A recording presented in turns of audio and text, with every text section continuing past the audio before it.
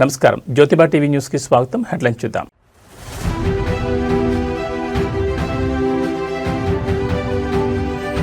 జీవన్ రెడ్డికి అస్వస్థత, రాజకీయ ఒత్తిడిన food పాయిజనా?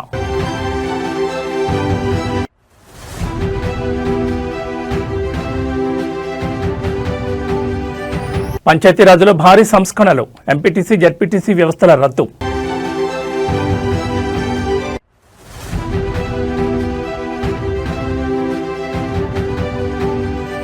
Kethanapalli chairman పీఠం కోసం కోట్ల యుద్ధం, కౌన్సిలర్కు 3 కోట్ల ఆఫర్. కాంగ్రెస్ పార్టీ సీనియర్ నాయకులు మాజీ మంత్రి టి జీవన్ రెడ్డి తీవ్ర అస్వస్థతకు గురయ్యారు. కొద్దిసేపటి క్రితమే ఆయన హైదరాబాద్లోని నిమ్స్ ఆసుపత్రికి తరలించారు కుటుంబ సభ్యులు. గత రాత్రి నుంచి ఆయన వాంతులు విరేచనాలతో ఇబ్బంది పడుతున్నట్టు తెలుస్తోంది. ఫుడ్ పాయిజన్ కారణంగానే ఆయన అస్వస్థతకు లోనయ్యారని ప్రాథమికంగా తెలుస్తోంది. ప్రస్తుతం నిమ్స్ వైద్య బృందం ఆయనకు అత్యవసర చికిత్స అందిస్తోంది. ఆయన ఆరోగ్య పరిస్థితిని డాక్టర్లు నిశితంగా పర్యవేక్షిస్తున్నారు. మరోవైపు జీవన్ రెడ్డి గత కొద్ది రోజులుగా పార్టీ పరిణామాలపై తీవ్ర అసంతృప్తితో ఉన్న విషయం తెలిసిందే. ముఖ్యంగా జగిత్యాల రాజకీయాల్లో చోటు చేసుకున్న పరిణామాలు ఆయన తీవ్రంగా కలిచివేస్తున్నాయి. గత అసెంబ్లీ ఎన్నికల్లో ప్రత్యర్థిగా ఉన్న సంజయ్ కుమార్ కాంగ్రెస్ లో కీలకంగా మారడాన్ని జీవన్ రెడ్డి జీర్ణించుకోలేకపోతున్నారు. ఇటీవల జరిగిన మున్సిపల్ ఎన్నికల్లో తన వర్గానికే కేవలం 20 టికెట్లు ఇచ్చి సంజయ్ కుమార్ వర్గానికి 30 టికెట్లు ఇవ్వడంపై ఆయన రాష్ట్ర నాయకత్వంపై నిప్పులు చెరిగారు. ఫలితాల అనంతరం కీలకమైన మున్సిపల్ చైర్మన్ పదవిని కూడా సంజయ్ కుమార్ వర్గానికి కట్టబెట్టడంపై జీవన్ రెడ్డి తీవ్ర ఆగ్రహంతో ఉన్నట్లు సమాచారం. అటు రాజకీయ ఒత్తిడి, ఇటు అనారోగ్యం, ఈ 2 అంశాలు ఇప్పుడు జిల్లా రాజకీయాల్లో చర్చనీయాంశంగా మారాయి. ఇన్ని బాధలు, ఇన్ని అవమానాలు తట్టుకునే కానీ నిలబడుతున్నా. ఈ అవమానాలు ఎంతకాలం భరించుడు, ఈ అవమానాలు ఎంతకాలం భరించుడు అని చెప్పి అంటున్నాను నేను. 20వ తారీఖు నాడు ఏది అవుతుందో ఎమ్మెల్యే గారితో కలిసిందట. 28 నాడు ఏదో మరి నామినేషన్ ఎన్ని వేసినా తెలియదు. 28, 29, 30 నాకు తెలియదు. ఇప్పుడు ఆయన కుర్చీలో కూర్చున్నాడు. మరి ఈయన గానికి ఏం అనుబంధం, ఏ రుణం తీసుకుంటున్నా ఏందో మాకు తెలియదా? మమ్మల్ని బలిపెడుతున్నావు కదా, నువ్వు మమ్మల్ని బలిపెడుతున్నావు కదా అంటున్నాయి అనేది. నేను బీఆర్ఎస్కి చేయలేదు, బీజేపీకి చేయలేదు. కాంగ్రెస్ అన్యాయం జరిగింది. టికెట్లు దొంగలకి ఎత్తుకపోయిండు, అర్ధరాత్రి కన్న వేసి ఎత్తుకపోయిండు. పక్కింటి కన్న వేసి ఎత్తుకపోతాడో ఎమ్మెల్యే గారు మన టికెట్లు ఎత్తుకపోయిండు, బీఫామ్ చేతి గుర్తు ఎత్తుకపోయిండు. మన విధిలోకి ఏదైతే ఉందో ఇవాళ ఇవాళ ఈ వేరే గుర్తుతో మీ ముందుకు వచ్చినామని చెప్పిన తప్ప ఏం మాట్లాడలేదు. ఎక్కడ కూడా కాంగ్రెస్ పార్టీ భిన్నంగా మాట్లాడలేదు. మరి అసలు ఈ మానసిక క్షోభ అనేది, దీనికి ముగింపు ఎట్లా వస్తుంది ఏంది అనేది నాకు కూడా ఉంచుకోలేకపోతున్నాయి. అని ఇన్ని అవమానాలు భరిస్తూ కాంగ్రెస్ పార్టీలో కొనసాగటం ఆలోచించుకునే పరిస్థితి ఏర్పడుతుందని చెప్పంటారు.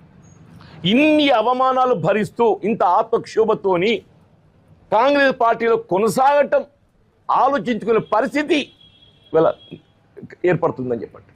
మరి భవిష్యత్తు ఇలా ఎటు దారి తీస్తుందో ఏంటో కానీ ఇప్పటికైనా అధిష్టానం ఏదైతుందో, లేకుంటే ఇది ముగింపు కాదు కదా. ఈ ఎన్నిక ముగింపు కాదు కదా. ఈ వేధింపులు ఏదైతుందో ఆయన ఎమ్మెల్యే ఉన్నంతకాలం కొనసాగుతాయి. ఈ వేధింపులు ఇంతటితో ముగిసేటివి కాదు. ఈ వేధింపులు ఏదైతుందో ఆయన ఎమ్మెల్యే ఉన్నంతకాలం కొనసాగుతాయి. మరి ఈ వేధింపులు భరించుకుంటా, ఈ మానసిక క్షోభను భరించుకుంటా కాంగ్రెస్లో కొనసాగడం సాధ్యమేనని చెప్పి అనిపిస్తుందని చెప్పి అంటున్నాను. రియల్లీ మరి అసలు ఏంటి దారి ఎటు ఉంటుంది ఏంటి అనేది నేను ఊహించుకోలేకపోతున్నాను చెప్పంట. ఇతోనైనా ఈ మనోవేదన పంచుకుందాం అని చెప్పని నేను మాట్లాడుతున్నాను. అంతకంటే ఎక్కువ నేను చెప్పగలిగేది లేదు. మీరు పరిస్థితులని గమనిస్తున్నారు అని చెప్పంటున్నా. తెలంగాణ రాష్ట్ర రాజకీయాల్లో మరో సంచలన మార్పునకు ప్రభుత్వం రంగం సిద్ధం చేస్తోంది. దశాబ్దాలుగా కొనసాగుతున్న ఎంపీటీసీ జెడ్పీటీసీ వ్యవస్థలను పూర్తిగా ఎత్తివేసే దిశగా రాష్ట్ర ప్రభుత్వం తీవ్రంగా ఆలోచిస్తున్నట్లు విశ్వసనీయ సమాచారం అందుతోంది. ఈ వ్యవస్థల వల్ల ఆశించిన ప్రయోజనం లేదని, ఎన్నికైన సభ్యులకు సరైన అధికారాలు, బాధ్యతలు లేకపోవడమే దీనికి ప్రధాన కారణమని ప్రభుత్వం భావిస్తోంది. ఇకపై ఎంపీటీసీ జెడ్పీటీసీలకు నేరుగా ఎన్నికలుండవు. సభ్యుల స్థానంలో సర్పంచులు నేరుగా ఎంపీపీలను ఎన్నుకునే విధానాన్ని తీసుకురావాలని చూస్తున్నారు. అదేవిధంగా ఎంపీపీలే కలిసి జిల్లా పరిషత్ చైర్మన్ ఎన్నుకునే పరోక్ష పద్ధతిని ప్రవేశపెట్టే అవకాశం ఉంది. ఇతర రాష్ట్రాలతో అమలవుతున్న పంచాయతీరాజ్ విధానాలపై సమగ్ర నివేదిక ఇవ్వాలని ఇప్పటికే పంచాయతీరాజ్ శాఖను ప్రభుత్వం ఆదేశించింది. ఈ కీలక నిర్ణయంపై ఈ నెల 23 జరగబోయే కేబినెట్ భేటీలో విస్తృతంగా చర్చ జరిగే అవకాశం ఉంది. పంచాయతీరాజ్ శాఖ ఇచ్చే నివేదిక ఆధారంగా చట్టపరమైన చిక్కులు ఏమైనా వస్తాయా, రాజకీయంగా దీని ప్రభావం ఎలా ఉంటుంది అనే అంశాలను విశ్లేషించిన తర్వాతే సర్కార్ తుది నిర్ణయం తీసుకోనుంది. ఒకవేళ ఇదే జరిగితే స్థానిక సంస్థల ఎన్నికల స్వరూపమే పూర్తిగా మారిపోనుంది. ఇది పాత పద్ధతికి చరమగీతం పాడుతుందా, లేక కొత్త వివాదాలకు దారితీస్తుందా వేచి చూడాలి.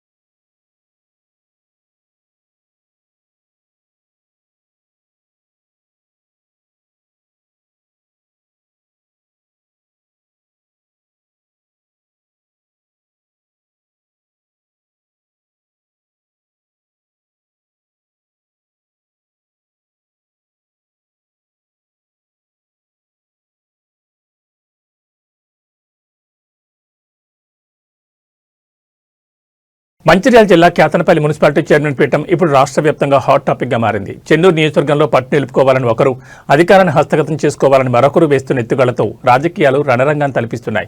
ముఖ్యంగా ఈ కుర్చీ కోసం ఏకంగా కోట్ల బేరసారాలు సాగుతున్నాయన్న వార్త ఇప్పుడు పొలిటికల్ సర్కిల్స్ లో ప్రకంపనలు సృష్టిస్తోంది. మంత్రి గడ్డం వివేక్ ఈ ఎన్నికను అత్యంత ప్రతిష్టాత్మకంగా తీసుకున్నట్లు సమాచారం. సంఖ్యాబలం లేకపోయినా ఎలాగైనా చైర్మన్ పీఠాన్ని దక్కించుకోవాలని ఆయన వ్యూహాలు రచిస్తున్నట్టు తెలుస్తోంది. చైర్మన్ పదవి దక్కాలంటే మరో 3 కౌన్సిలర్ల మద్దతు అవసరం. ఇందుకోసం ఒక్కో కౌన్సిలర్కు ఏకంగా 3 కోట్ల చొప్పున భారీ ఆఫర్ ఇచ్చినట్లు ప్రచారం జరుగుతోంది. కౌన్సిలర్లు చిక్కకపోవడంతో వారి కుటుంబ సభ్యుల ద్వారా ఒత్తిడి తెచ్చే ప్రయత్నాలు కూడా ముమ్మరంగా సాగుతున్నట్లు సమాచారం. ప్రచార సమయంలో ఇరు వర్గాల మధ్య జరిగిన రాళ్ల దాడిలో ఓ కానిస్టేబుల్ తీవ్రంగా గాయపడ్డారు. ఈ ఘటనలో మాజీ ఎమ్మెల్యే బాలకుసుమన్ను పోలీసులు అరెస్ట్ చేసి రిమాండ్కు తరలించడంతో రాజకీయం మరింత హీట్ ఎక్కింది. మంత్రి ఆఫర్ల నేపథ్యంలో బీఆర్ఎస్ అప్రమత్తమైంది. తమ కౌన్సిలర్లు చేజారిపోకుండా వారిని రహస్య ప్రాంతాలకు తరలించి కంటికి రెప్పలా కాపాడుకుంటోంది. బలం లేకపోయినా బేరసారాలతో పీఠం దక్కించుకోవాలని మంత్రి చూస్తుంటే తమ కోటాను కాపాడుకోవాలని గులాబీదళం పోరాడుతోంది. మరి ఈ కోట్ల రాజకీయం ఎటు దారితీస్తుంది? కేతనపల్లి పీఠంపై ఎవరు కూర్చుంటారు అనేది ఇప్పుడు ఉత్కంఠ రేపుతోంది.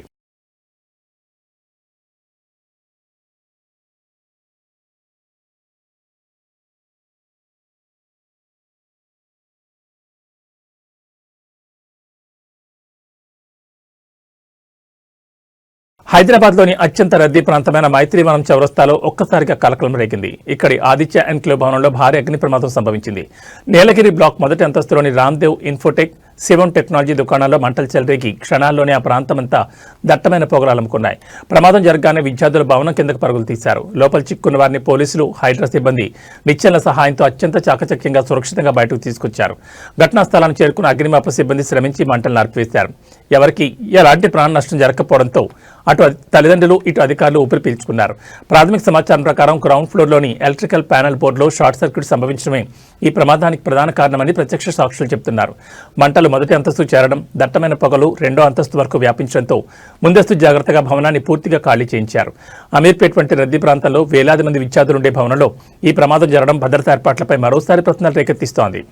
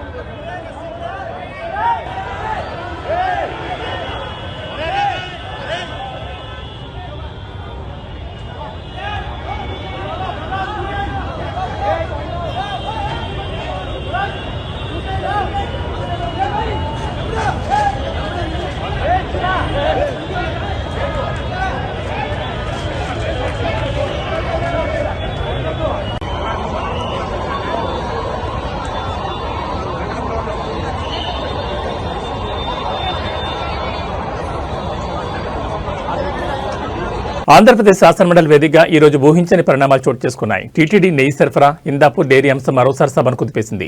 అయితే ఈసారి రాజకీయ విమర్శలు దాటి ఏకంగా దేవుడి ఫోటోలు సభలోకి రావడం తీవ్ర దుమారానికి దారితీసింది. ఇందాపూర్ డైరీ వివాదం, టీటీడీలో హెరిటేజ్ దోపిడీ అంటూ వైసీపీ ఎమ్మెల్సీలు ప్లకార్డులు చేతబట్టి ర్యాలీగా మండలికి చేరుకున్నారు. దీనిపై చర్చకు వారు పట్టుబట్టినప్పటికీ చైర్మన్ మోషన్ రాజ్ నిరాకరించారు. వైసీపీ సభ్యులు ఏకంగా దేవుడి ఫోటోలు పట్టుకుని సభలోకి రావడం అధికార పక్షాన్ని విస్మయానికి గురిచేసింది. దీనిపై మంత్రి పయ్యావుల కేశవ్ అత్యంత ఘాటుగా స్పందించారు. రాజకీయాల కోసం దేవుడిని వాడుకుంటారా? ఇది హిందూ ధర్మాన్ని, ప్రజల నమ్మకాన్ని దెబ్బతీయడమే. వైసీపీ నేతలకు దేవుడంటే భయం, భక్తి లేవు. కేవలం జగన్ ఆదేశాలనే పాటిస్తున్నారంటూ పయ్యావుల నిప్పులు చెరిగారు. మంత్రి పయ్యావుల కేశవ్ మాట్లాడుతున్న వినకుండా వైసీపీ సభ్యులు దేవుడి ఫోటోలు ప్రదర్శిస్తూ నిరసన కొనసాగించడంతో సభలో తీవ్ర ఉద్రిక్తత నెలకొంది. ఈ క్రమంలో తీవ్ర అసహనానికి లోనైన పయ్యావుల తన హెడ్ ఫోన్స్ ను విసిరి కొట్టడం చర్చనీయాంశంగా మారింది. ఈ గందరగోళం మధ్య సభను సజావుగా నడపడం సాధ్యం కాదని భావించిన చైర్మన్ మండలిని వాయిదా వేశారు. ఒకవైపు నెయ్యి కల్తీ అంశం, మరోవైపు దేవుణ్ణి రాజకీయాల్లోకి లాగుతున్నారన్న ఆరోపణలతో ఏపీ రాజకీయాలు మరోసారి హీటెక్కాయి.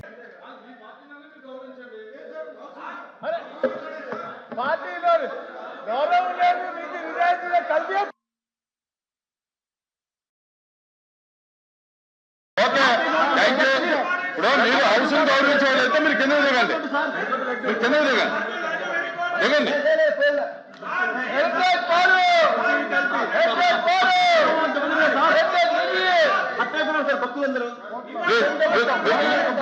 మీరు దిగితే ఎల్ఓపి గారు మాట్లాడతారు.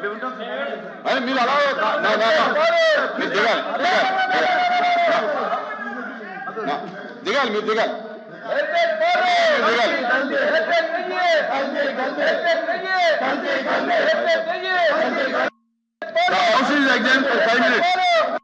మాజీ మంత్రి వైసీపీ నేత అంబటి రాంబాబు జైలు నుంచి బెయిల్పై బయటకు వచ్చిన తర్వాత ఆ పార్టీ అధినేత జగన్ ను కలిశారు. తాడేపల్లిలోని జగన్ నివాసానికి వెళ్లి జగన్ తో భేటీ అయ్యారు.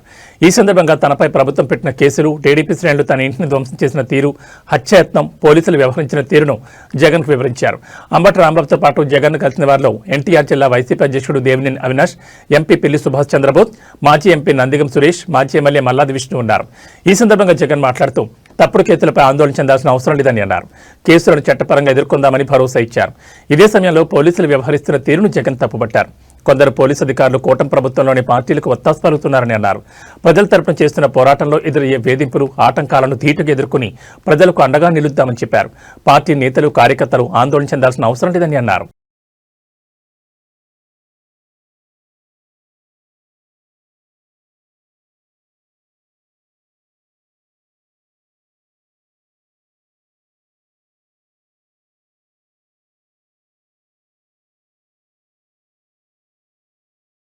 ముఖ్యమంత్రి చంద్రబాబు నాయుడు ఢిల్లీలో పర్యటిస్తున్నారు. ఢిల్లీలోని భారత్ మండపంలో జరుగుతున్న ఇండియా ఏఐ ఇంపాక్ట్ సమిట్ 2026లో ఆయన పాల్గొన్నారు.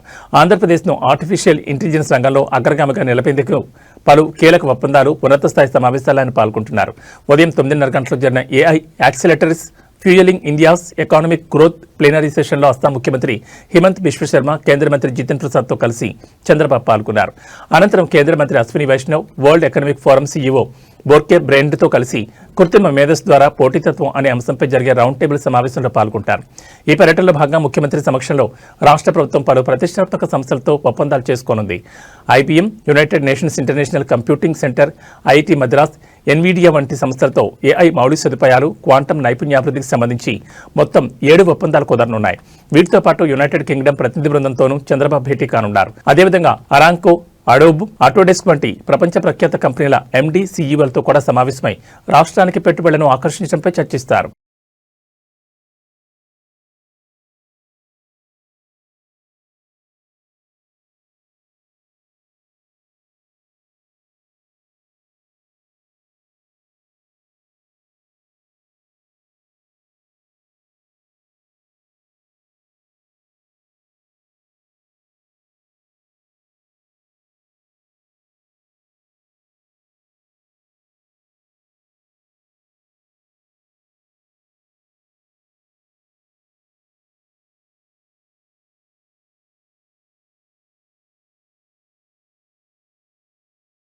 దళిత డ్రైవర్ సుబ్రహ్మణ్యం హత్య చేసి డోర్ డెలివరీ చేసిన కేసు ఏపీలో కలకలం రేపిన సంగతి తెలిసిందే. 2022 మే 19 ఈ ఘటన జరిగింది. ఈ కేసులో నిందితుడైన వైసీపీ ఎమ్మెల్సీ అనంతబాబు ప్రస్తుతం బెయిల్పై బయట ఉన్నారు. తాజాగా ఈ హత్యలో అనంతబాబు భార్య లక్ష్మీదుర్గ ప్రమేయం కూడా ఉన్నట్లు సిట్ అధికారులు నిర్ధారించారు. ఆమెను ఈ కేసులో A2గా పేర్కొంటూ రాజమండ్రి ఎస్సీ/ఎస్టీ ప్రత్యేక కోర్టులో అడిషనల్ ఛార్జ్షీట్ దాఖలు చేశారు. ఈ క్రమంలో లక్ష్మీదుర్గ కోసం పోలీసులు గాలిస్తున్నారు. కాకినాడ అడ్డతేగల్లో ఆమె లేదని, ఆమె పరారీలో ఉన్నట్లు పోలీసులు గుర్తించారు. మరోవైపు హత్య జరిగినప్పుడు తాను తమ బంధువులను పరామర్శించేందుకు ఆసుపత్రికి వెళ్లానని గతంలో ఆమె వాంగ్మూలం ఇచ్చారు. అయితే ఆమె తప్పుడు సమాచారం ఇచ్చిందని, హత్య జరిగిన రాత్రి అనంతబాబుతో పాటు ఆమె కారులోనే ఉందని సీసీ కెమెరా విజువల్స్ ద్వారా సిట్ టీం గుర్తించింది. ఈ నేపథ్యంలో ఆమెను A2గా పోలీసులు చేర్చారు.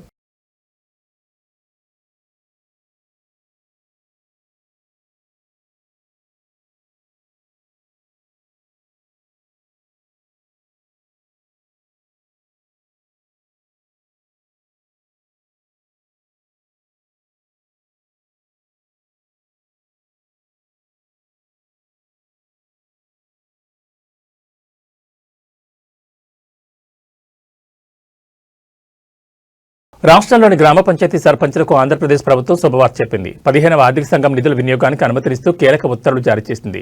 ఈ మేరకు పంచాయతీరాజ్ గ్రామీణాభివృద్ధి శాఖ అధికారికంగా ఆదేశాలిచ్చింది. ప్రభుత్వ తాజా నిర్ణయంతో గ్రామాల్లో పెండింగ్లో ఉన్న బిల్లుల చెల్లింపు ప్రక్రియ వేగవంతం కానుంది. జనవరి 5వ తేదీన గ్రామ పంచాయతీలు చేసిన తీర్మానాల ఆధారంగా ఈ నిధులను వినియోగించుకోవాలని ప్రభుత్వం తన ఉత్తర్వుల్లో స్పష్టం చేసింది.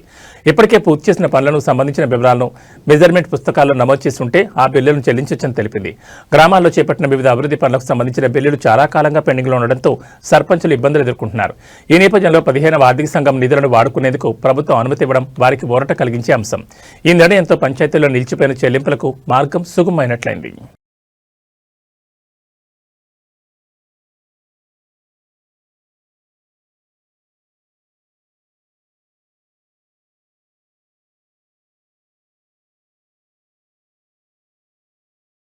ప్రపంచవ్యాప్త ట్రావెల్ వీడియోలతో సంచలనం సృష్టించిన తెలుగు యూట్యూబర్ నా అన్వేషణ అన్వేష్ ఇన్స్టాగ్రామ్ అకౌంట్ ఒక్కసారిగా కనుమరుగైంది. 1.3 మిలియన్ ఫాలోవర్స్ ఉన్న ఈ అకౌంట్ బ్యాన్ కావడం చర్చనీయాంశంగా మారింది. గతంలో అన్వేష్ తన వీడియోలో భారతదేశాన్ని దూషించారని నటి కరాటే కళ్యాణి సిసిఎస్ పోలీసులకు ఫిర్యాదు చేశారు. దీంతో పోలీసులు విచారణ చేపట్టి మత విద్వేషాలు రెచ్చగొట్టేలా, దేశ ప్రతిష్టకు భంగం కలిగించేలా పోస్టులు ఉన్నట్లు గుర్తించారు. ముందుగా ఇన్స్టాగ్రామ్ యాజమాన్యానికి లేఖ రాసి అకౌంట్ వివరాలు సేకరించారు. తర్వాత మరో లేఖలో విద్వేషపూరిత కంటెంట్ ఉందని తక్షణమే అకౌంట్ తొలగించాలని కోరారు. ఇన్స్టాగ్రామ్ యాజమాన్యం పోలీసుల లేఖపై స్పందిస్తూ అన్వేష్ అకౌంట్ను క్షుణ్ణంగా పరిశీలించింది. నిబంధనల ఉల్లంఘన నిర్ధారణ అయిన వెంటనే బ్యాన్ చేసింది. ప్రస్తుతం అకౌంట్ సెర్చ్ రిజల్ట్స్ లో కనిపించడం లేదు. నమస్తే అందరికీ. నా ఇన్స్టాగ్రామ్ ఛానల్ ఏదైతే ఉందో అది పోయిందండి. నేను చాలా బాధపడుతున్నాను. అంటాననుకున్నారా బత్తాయిలు? రూపాయి దాని ఇన్స్టాగ్రామ్ ఇంకైతే పోతే ఇట్టిన ఈక. ఇప్పుడు మీరు జాగ్రత్తగా వినండి బత్తాయిలు. ఈ 2 చేతులు నా 2 ఇన్స్టాగ్రామ్స్ అనమాట. ఈ 2 కాళ్ళు నా 2 యూట్యూబ్ ఛానల్ అనమాట. నా బాడీ ఏదైతే ఉందో ఫేస్బుక్ అనమాట. ఈ 5ని నడిపించేది తెలివైన బుర్ర. ఎంతమంది కుక్కల్ని నిద్ర లేకుండా చేస్తున్నానే బత్తాయిల్ని, ఆ బుర్ర. సో ఇప్పుడు మీరు ఏం చేశారు? ఈ బత్తాయిలందరూ కలిపి ఈ చెయ్యిని ఎరగొట్టేశారు. ఇంకో చెయ్యి ఉంది, 2 కాళ్ళు ఉన్నాయి, నడుచుకుంటూ వెళ్ళిపోతాను. ఇప్పుడు ఈ ఇన్స్టాగ్రామ్ని కూడా ఎరగొట్టేశారు. 2 కాళ్ళు ఉన్నాయి, పరిగెత్తుకుంటూ వెళ్ళిపోతాను. ఇప్పుడు ఈ కాలు తీసేశారు. ఒంటి కాలు ఉంది, ఒంటి కాలుతో వెళ్ళిపోతాను. ఇప్పుడు ఆ 2 కాళ్ళు తీసేశారు. బాడీ ఉంది, దేకుంటూ వెళ్ళిపోతాను. బాడీ కూడా తీసేశారు. తల ఉంది, మాట్లాడుకుంటూ వెళ్ళిపోతాను. సో నేను దొరికితే తెయ్యాల్సిందేంటి? తల. సంభాజీ మహారాజ్కి ఎగురుతుంది కదా తల, అలా ఎగరాలన్నమాట. నేను ఎవరిని దేకనని తెలిసి ఇన్స్టాగ్రామ్ పోయింది, అది పోయింది, ఇది పోయింది. పనికొచ్చే పనులు చెయ్యను. నాకేమైనా ఉపయోగం ఉందా ఇన్స్టాగ్రామ్తో? నేను ఏమైనా ప్రమోషన్స్ చేశానా? ఏదైనా లింక్ ఇచ్చానా? నేను ఎవరినైనా మోసం చేశానా? నాకెందుకు ఇన్స్టాగ్రామ్ ఫాలోవర్స్ ఉంటే ఏంటి, పోతే ఏంటి? అది ఇంపార్టెంట్. యూట్యూబ్ లాస్ట్ మంత్ 8 లక్షల బ్యాంక్ బ్యాలెన్స్ నుంచి ఎంత 1,09,00,000 లాభమా? అది ఇన్స్టాగ్రామ్ ఉంటే పోతే ఏట. ఇదిగో వినాయకుడి మీద ప్రమాణకం చేసి చెప్తున్నాను, 2026 భర్తని క్షమించేదే లేదు. సత్యం అల్లా కూడా చెప్పిండా. నిద్ర లేనివ్వను, మీకు నిద్ర పట్టదు. 2026 నరకము చూపిస్తాను, నరకము. నేను ఎవరిని దేకను. ఫస్ట్ ఆఫ్ ఆల్ నేను ఎవరిని దేకను. నువ్వు గుర్తుపెట్టుకో. నాకు కావాల్సింది ఏంటి? ఆరోగ్యం. అది చూడు, ఆరోగ్యమే మహాభాగ్యం. వీళ్ళందరూ పోతేటి ఉంటేట్రా, మనుషులే ప్రాణాలే పోతున్నాయ్యా. ఓకే బగ్నరా, రేపు నుంచి రోజు వీడియో వస్తుందా? అల్వాల్ సర్కిల్ మత్స్యబొల్లారం మార్కెట్ సమీపంలో ఛత్రపతి శివాజీ మహారాజ్ జయంతి సందర్భంగా శివాజీ యూత్ అసోసియేషన్ ఆధ్వర్యంలో అన్నదాన కార్యక్రమం నిర్వహించారు. ఈ సందర్భంగా వారు మాట్లాడుతూ గత 5 సంవత్సరాల నుంచి ఛత్రపతి శివాజీ మహారాజ్ జయంతి సందర్భంగా ఇక్కడ అన్నదాన కార్యక్రమం నిర్వహిస్తున్నామని తెలిపారు. ప్రతి ఒక్కరూ సనాతన ధర్మాన్ని పెంచాలని, అందరూ ఐకమత్యమై మన హిందూ ధర్మాన్ని, సనాతన ధర్మాన్ని ఇలాగే కొనసాగించాలని కోరారు. మహారాష్ట్రలో ఎలా జరుపుకుంటారో మన తెలంగాణలో కూడా ప్రతి సంవత్సరం ఘనంగా జరుపుకోవాలని కోరారు. ఈ కార్యక్రమంలో సంపత్ యాదవ్, నాగరాజ్, సాయిబాబా యాదవ్, శేఖర్, శ్రీధర్, బబ్లు, బంటి సింగ్, అక్షయ్ గౌడ్, రాహుల్ సింగ్ తదితరులు పాల్గొన్నారు.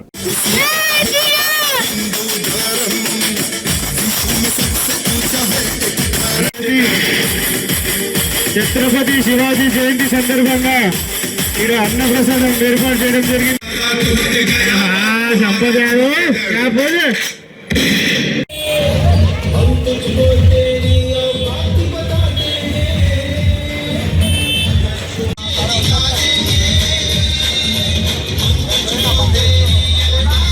ఈరోజు మచ్చాపురం జెడ్పీహెచ్ స్కూల్ ద్వారా అన్నప్రసాదం కార్యక్రమం నిర్వహిస్తున్నాం. శివాజీ జయంతి మేము ఇప్పటి నుంచి కాదు, దగ్గర దగ్గర ఒక 5 years అయిపోయింది. ఈసారి మేము చేస్తున్నాం. మా శివాజీ గ్రూప్ తరఫు నుంచి అందరం నిలబడతాం. ఎప్పటికైనా సరే ఈ కార్యక్రమం ఉన్నంత వరకు ఎప్పటికీ సాగుతూనే ఉంటుంది. కాబట్టి మేమని కాదు, హిందువులందరూ ఏకం కావాలని కోరుకుంటాం. జై శ్రీరామ్. 5 years నుంచి మధ్యపరాలు చెప్పేసి కూడా ఛత్రపతి శివాజీ మహారాజ్ జయంతి చేస్తున్నాం. ఈసారి ఫస్ట్ మనం అన్నప్రసాదం చేసినాం. ఇంతకుముందుకు ఎప్పుడు మనం న్యూస్లో కానీ మన ప్రసాదం కానీ మంచినాం. మరి ఈసారి ఫస్ట్ టైం అన్నప్రసాదం చేస్తున్నాం. సో నెక్స్ట్ ఇయర్ కూడా ఇంతకన్నా మంచిగా చేయాలనుకుంటున్నాం. అందరు హిందువులు కానీ ఇంకా మాత్రం ఎవరైనా సరే శివాజీ మహారాజ్ని ఆదర్శంగా తీసుకొని ఆయన ఎలా మంచి కోసం పోరాడిండో, దేశం కోసం పోరాడిండో, ధర్మం కోసం పోరాడిండో, స్త్రీలను ఎలా గౌరవించిండో అలా అందరూ మంచిగా ఉండాలని కోరుకుంటున్నాం. మీరందరూ సహకార సహకారాలు ఎప్పుడు నాతో ఉండాలి. శివాజీ మహారాజ్ జయంతి శుభాకాంక్షలు. ఇక్కడ మచ్చబొలారం మందడివి డివిజన్లో జెడ్పిహెచ్ఎస్ స్కూల్ వద్ద గత 5 సంవత్సరాలుగా మా శివాజీ అధ్యక్షం ద్వారా ప్రతి ఒక్క ఏడాది అన్నప్రసాదం కార్యక్రమము, మరి శివాజీ జయంతి ఎలాగైతే మేము డెవలప్మెంట్ ప్రతి 5 సంవత్సరాల నుంచి చేసుకుంటూ వస్తున్నామో అలాగే ఇంకా ముందుకు మన సనాతన ధర్మాన్ని పెంచాలని ప్రతి ఒక్క హిందువును, ప్రతి ఒక్క యువతను అందరూ ఐక్యమత్తమై మన హిందూ ధర్మాన్ని, మన సనాతన ధర్మాన్ని ఇలాగే కొనసాగుతూ మొత్తం ప్రజల్లో మొత్తం మన హిందుత్వం ఏందో, మన సనాతన ధర్మాన్ని మనం ఎలాగైతే ఇప్పుడు మన ప్రజలందరూ మన తెలంగాణలో ఎలా తీసుకుపోతుంది, మన మహారాష్ట్రలో అదేవిధంగా మహారాష్ట్రలో ఎలాగైతే జరుపుతారో అదేవిధంగా మన తెలంగాణలో కూడా ప్రతి ఏడాది ప్రతి సంవత్సరం మహారాష్ట్ర కన్నా మరీ ఎక్కువ మన తెలంగాణలో కూడా తీసుకెళ్లాలని శివాజీ జయంతిని అందరు ప్రజలకు కోరుతున్నాము. జై శివాజీ. ఇక బులెటిన్ ముగించే ముందు హెడ్లైన్స్ మరోసారి.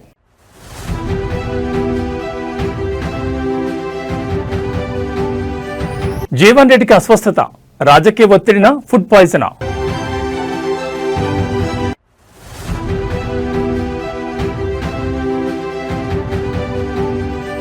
పంచాయతీరాజ్లో భారీ సంస్కరణలు, ఎంపీటీసీ జెడ్పీటీసీ వ్యవస్థల రద్దు.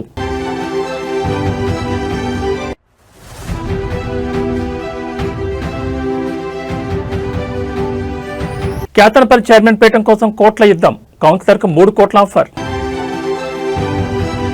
ఏబీ బులెటిన్ విశేషాలు. నమస్కారం.